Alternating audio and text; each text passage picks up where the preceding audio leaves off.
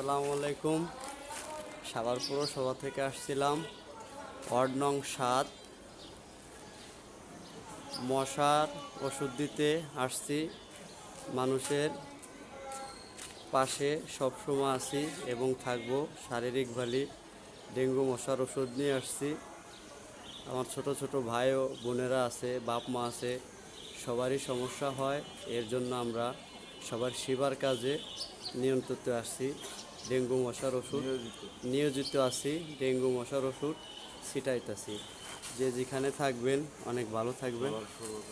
সবার শুভকামনা করি। আল্লাহ হাফেজ।